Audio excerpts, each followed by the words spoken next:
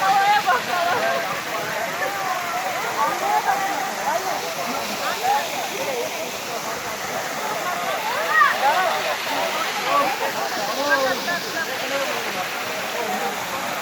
Yavrusa bakalım nasıl bekledi.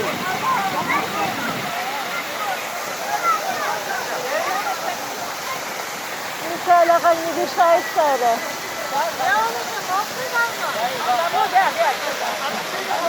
Bak o kadar. Bak bu.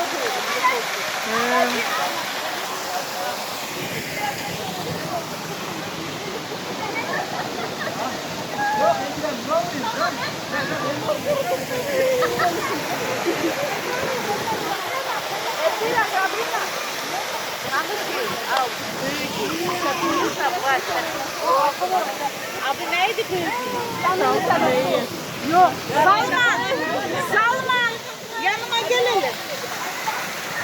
Sen bak bize sen su çekme ki. Ben zaten bugün eğlendim. Tamam.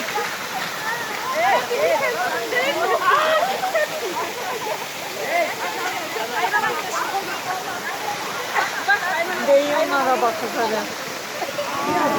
Nereye geliyor? Rüzgara bakın rüzgara. Ya bakalım.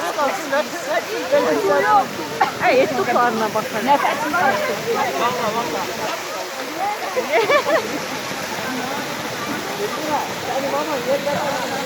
Polis gibi.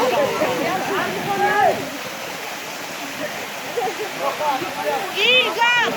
İlgaz! İlgaz hadi! İn ondan! İn öldüreceğim!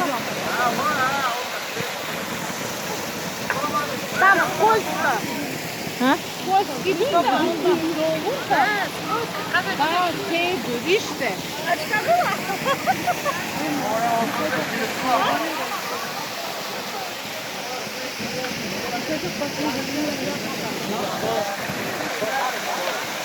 O zaten yaşlı, ona sebep edeyim.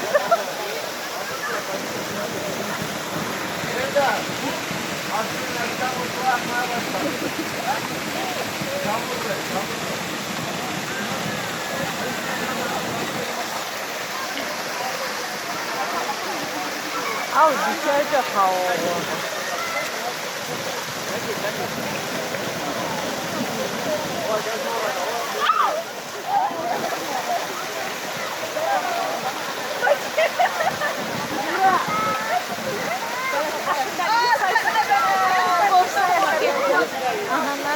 Yuval, ben hastayım. Ben hastayım. Hastayım.